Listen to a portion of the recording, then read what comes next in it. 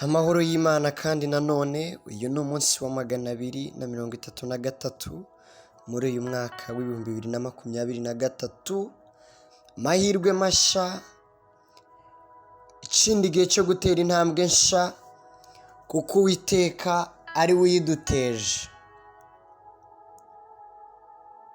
Dore ijwi rishya riraje kandi rirazana isoko y'ibyishimo muri wowe. Ubutumwa bwiza bwa Yesu Kristo ko bwanditswe na Luka igice cya mbere murongo wa 44. Ijwi ry'indamutso yawe ryinjiye mu matwi yanjye, umwana asimbaguritswa mu nda yanjye no kwishima. Ndagira ngo aya makuru uyumve kandi agira agaciro mu buzima bwawe, afungura ibyari bifunze, yongere atembeshe isoko y'amahoro muri wowe, yongere azure ibyari bisa n'ibipfuye, yongere asubize ubuzima ibyari bibuze ubuzima. Umva icyo Bibiliya yivuze. Hari umwana wari uri mu nda ariko yumvishe ijwi ry'uramutsa ngo mu nda arasimbagurika.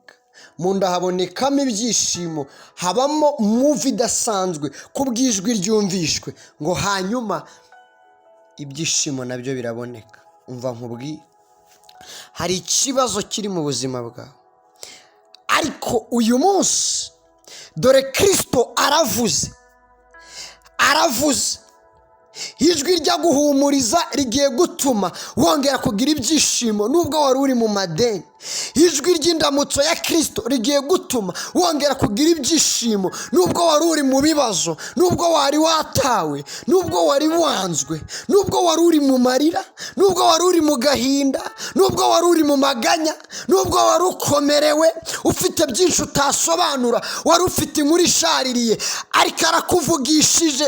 Dore nubwo icyo gihari, hari amahoro adasanzwe, hari ibyishimo bidasanzwe, hari umunezero udasanzwe ugiye kugaragara mu buzima bwawe. Ntabwo biri bwihishire, ntabwo biri bwongere kwihishira, ntabwo uri bwongere kurota utyo.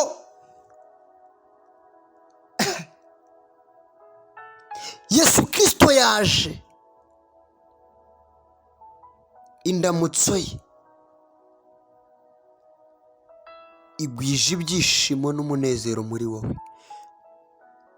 Ntabwo byari bisanzwe, ariko uyu munsi nawe urabikorewe, nawe urabiremewe, nawe bikubayeho, nawe birabaye, nawe birakoretse, nawe birakuyobotse, nawe iyo soko uyivomyeho.